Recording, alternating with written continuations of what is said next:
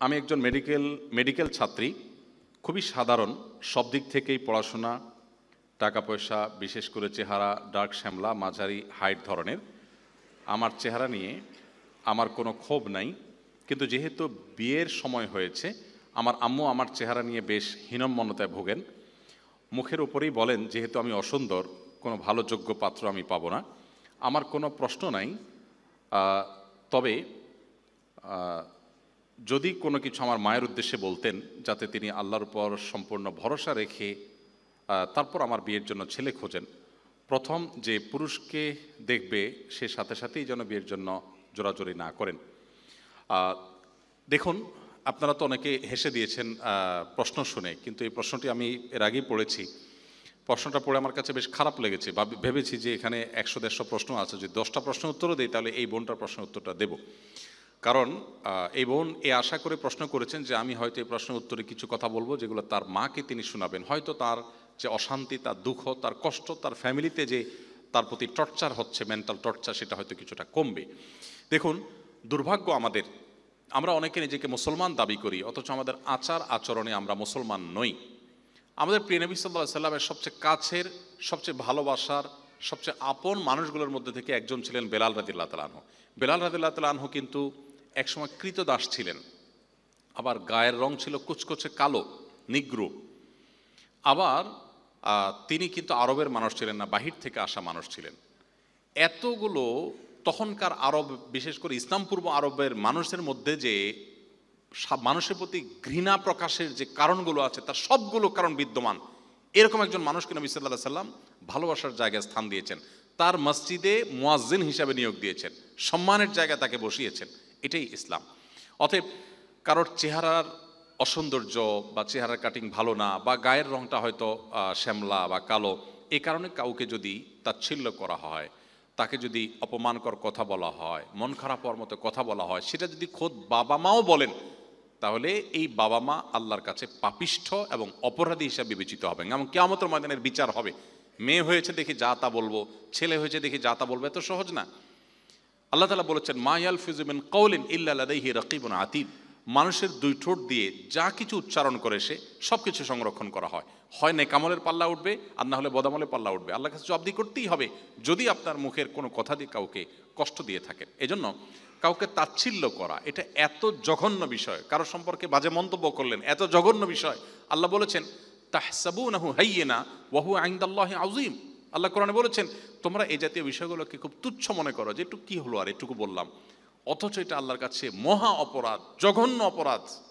মনে রাখবেন, অনেক বাবা মা আছেন সন্তানদের প্রতি ভালোবাসার জায়গা থেকেই এ ধরনের তুচ্ছ তাচ্ছিল্য সন্তানদেরকে করেন। মোটেই জায়েজ নেই, মোটেই জায়েজ নেই।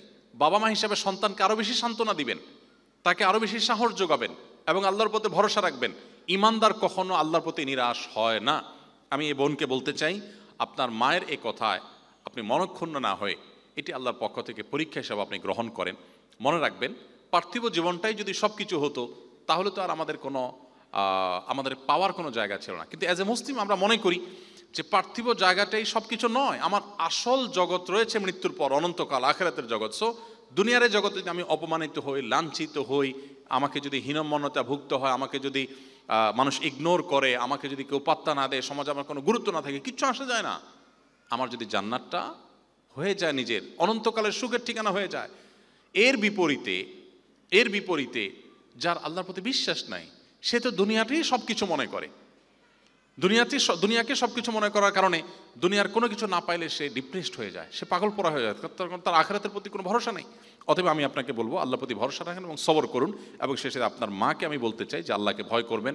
সন্তানের আল্লাহ প্রদত্ত কোনো কিছুর কারণে সন্তানকে তুচ্ছ তাচ্ছিল্য করলে, তার মন খারাপ হওয়ার মতো কথা বললে, এটা নিজের ঈমানের দুর্বলতার প্রকাশ এবং কবিরা গুনাহ। আল্লাহর কাছে কিয়ামতের ময়দানে জবাবদিহি করতে হবে এবং এর জন্য শাস্তি পেতে হতে পারে।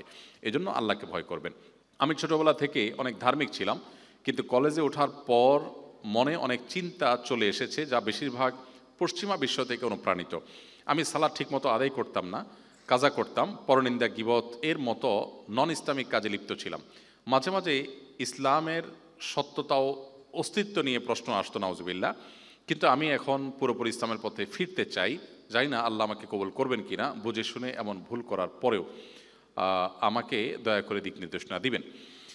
এই প্রশ্নকর্তাকে আমি বলতে চাই যে আমাদের শিক্ষা ব্যবস্থাকে এমনভাবে ঢেলে সাজানো হয়েছে, এমনভাবে গড়ে তোলা হয়েছে যে আমাদের শিক্ষা ব্যবস্থার একবারে লোয়ার লেভেল থেকে নিয়ে একেবারে সর্বোচ্চ পর্যায় পর্যন্ত যদি কেউ পড়ে চলে যায়, সে স্বয়ংক্রিয়ভাবে আধা নাস্তিক হওয়ার পথে সে চলে যাবে।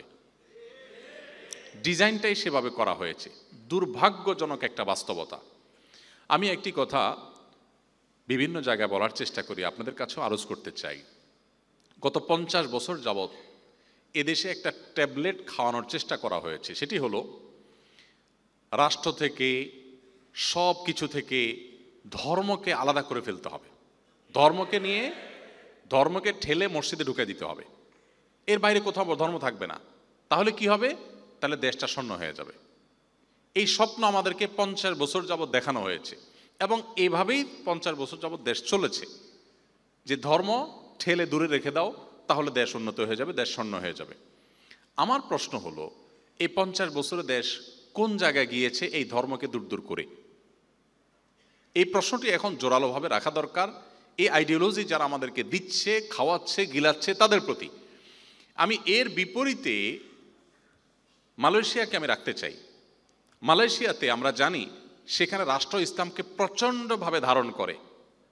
তাদের সংবিধানে রাষ্ট্রধর্ম শুধু ইসলাম, অফিসিয়াল ধর্ম শুধু ইসলাম আছে তা নয়, মাত্র 65% মুসলমান হওয়ার পর, মাত্র 65% মুসলমান হওয়ার পর যদি তাদের সংবিধানে রাষ্ট্রধর্ম ইসলাম এরকম গুরুত্বের সাথে জায়গা দেয়, এবং পাশাপাশি অন্যান্য ধর্মীদের অবশ্যই ধর্মীয় স্বাধীনতা সেখানে নিশ্চিত করা আছে, কিন্তু অফিসিয়াল ধর্ম হিসাবে ইসলাম বলা আছে, এবং সেই সাথে তাদের প্রধানমন্ত্রী থেকে নিয়ে মন্ত্রী পরিষদের বেশিরভাগ সদস্যরা এমন যোগ্য ধর্মীয় দৃষ্টিকোণ থেকে, ধর্মীয় দিক থেকে, যে তাদের প্রেসিডেন্ট প্রধানমন্ত্রীরা যখন পশ্চিমা পৃথিবীতে যান, তাদের দেশীয়দের ইমামতি করে জুমার নামাজ তারা পড়ান, এবং তাদের মন্ত্রীদের ছেলেমেয়েরা হাফেজ হয়, সেগুলো তারা সোশ্যাল মিডিয়াতে ব্যাপকভাবে প্রচার করেন। মালয়েশিয়াতে আমার বেশ কয়েকবার যাওয়ার সুযোগ হয়েছে, আপনারা যারা গিয়েছেন তারা দেখেছেন সেখানকার সমাজের খাঁজে ভাঁজে ইসলামটাকে কিভাবে তারা ধারণ করে রেখেছে।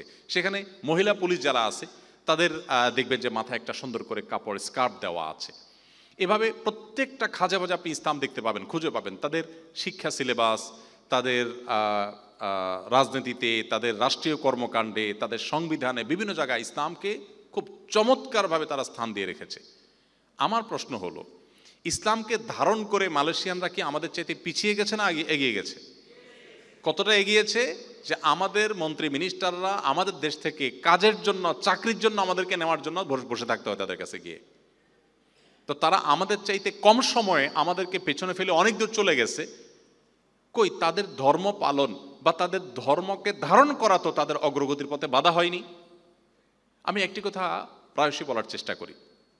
2010 সালের জরিপ অনুযায়ী বাংলাদেশে 3.25 লক্ষ মসজিদ ছিল, সেটা হয়তো এখন 4 লক্ষ হয়েছে।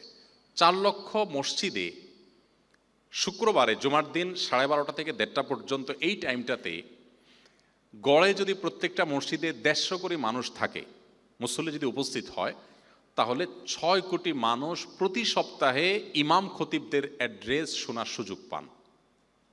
বাংলাদেশের সবগুলো গণমাধ্যম একযোগে যতজন ভিউয়ার থাকে, যতজন দর্শক থাকে, তাদের সংখ্যা যোগ করলে অবশ্যই 6 কোটি হবে না। এমন পিক টাইম নেই যে একসাথে সবগুলো টিভি চ্যানেলের দর্শক 6 কোটি, দূরের কথা 1 কোটিও হয়, অসম্ভব। তো যে দেশের মসজিদগুলো দেশের বৃহৎ জনগোষ্ঠীকে প্রতি সপ্তাহে অ্যাড্রেস করার সুযোগ পায়, সে ইমাম সাহেবদেরকে যদি আমরা প্রশিক্ষণ দিয়ে তাদেরকে যদি রাষ্ট্রের উন্নয়নে আমরা সংযুক্ত করতে পারতাম, সম্পৃক্ত করতে পারতাম, আমাদের পাঠ্যপুস্তকে, আমাদের শিক্ষাক্রমে যদি ধর্মীয় শিক্ষাকে আমরা গুরুত্ব দিতে পারতাম, তাহলে আজকে যিনি প্রশ্ন করেছেন তার মধ্যে এই মেন্টালিটি তৈরি হতো না। এটি বাস্তবতা যে আমাদের অনেক ধার্মিক ছেলেমেয়েরা তারা স্কুল কলেজে এসে, জেনারেল শিক্ষার এই জগতে এসে একটা পর্যায়ে তিনি নিজের অজান্তে ধর্মকর্ম থেকে তিনি সরে যাচ্ছেন। আমার প্রশ্ন হলো, এই দেশের প্রায় যত মুসলমান আছেন, প্রায় বেশিরভাগ মুসলমান, আমি কোনো পার্সেন্টেজ উল্লেখ করতে চাই না, বেশিরভাগ মুসলমানই তার সন্তান স্কুলে পড়লেও একটা টাইম যেন সে কোরআন শিখে, ধর্মকর্ম শিখে, নামাজ শিখে তার জন্য একজন হুজুর রাখেন। অথবা মক্তবে পাঠান। তাহলে ইন্ডিভিজুয়াল প্রচেষ্টায় তার সন্তানের ধর্মীয় শিক্ষা তিনি নিশ্চিত করার জন্য চেষ্টা করছেন। যদি আমাদের পাঠ্যক্রমের মধ্যে, যদি আমাদের শিক্ষা সিলেবাসের মধ্যে ধর্মীয় শিক্ষা পর্যাপ্ত যতটুকু প্রয়োজন ততটুকু যদি থাকতো, আমি বলছি না যে আমাদের পাঠ্যক্রমকে একেবারে ইসলামিক করে ফেলান, সবাই আলেম হয়ে যাক, সেটা বলছি না, যতটুকু তার ধর্মীয় শিক্ষা প্রয়োজন ততটুকু যদি থাকতো, তাহলে রাষ্ট্রের জনগণের ব্যক্তিগত প্রচেষ্টা, এই যে সন্তানকে নিয়ে যেতে হচ্ছে, নিয়ে আসতে হচ্ছে, আলাদা হুজুর রাখতে হচ্ছে, আলাদা মক্তবে পাঠাতে হচ্ছে, এই কাজগুলো করা লাগতো না, এগুলো আমাদের বেঁচে যেত। তাহলে যারা ছোটবেলা থেকে ধর্মকর্ম করতেন কিন্তু আপনি স্কুল কলেজের পরিবেশে এসে দিন থেকে সরে যাচ্ছেন, আপনাকে মনে রাখতে হবে এখানে পরিকল্পিতভাবে ডিজাইনটাই এমনভাবে করা যে আপনি যাতে আল্লাহ থেকে দূরে সরেন, আপনার যাতে আখিরাতের বিশ্বাসগুলো ঠুনকো হয়ে যায়, দুর্বল হয়ে যায়, প্ল্যান ওয়াইজ সেগুলো পুশ করার জন্য অপচেষ্টা করা হয়। আমি বিভিন্ন সময় আমাদের এডুকেশন মিনিস্ট্রিতে যাওয়ার সুযোগ হয়েছে বিভিন্ন সময়। কখনো কখনো সংশ্লিষ্ট বিষয়ে যারা দায়িত্বশীল তাদের সাথে বসার জন্য, বৈঠক করার জন্য, বিভিন্ন বিষয়ে আর্গুমেন্ট নিয়ে, অনুরোধ নিয়ে, সেটা অবশ্যই জাতীয় স্বার্থে বা দিনী স্বার্থে, ব্যক্তিগত কোনো কাজ নিয়ে আলহামদুলিল্লাহ আমি কখনো যাইনি। তো আমি একটা জিনিস দেখে খুব অবাক হয়েছি, সচিবালয়ে উপদেষ্টা বা মিনিস্টার যারাই যখন দায়িত্বে থাকেন, তাদের অপেক্ষার রুমে, ওয়েটিং রুমে উল্লেখযোগ্য সংখ্যক পশ্চিমারা, বিদেশিরা তারা বসে থাকেন। আমার নিজের ভেতরে প্রশ্ন জেগেছে, আমাদের পাঠ্যপুস্তকে কি থাকবে না থাকবে, আমার স্কুলে ছেলেমেয়েরা কি পড়বে না পড়বে, এটা নিয়ে তাদের তো মাথা ব্যথার কারণটা কি? কিন্তু আমি দেখেছি যে তারা তাদের বিভিন্ন আইডিয়া, তাদের বিভিন্ন ধ্যান ধারণা, তাদের বিভিন্ন আপনার প্রস্তাবনা, এগুলো তারা ঢোকানোর জন্য চেষ্টা করছে। এক শ্রেণী এনজিও আছে, সেগুলোকে পুশ করার জন্য চেষ্টা করছে।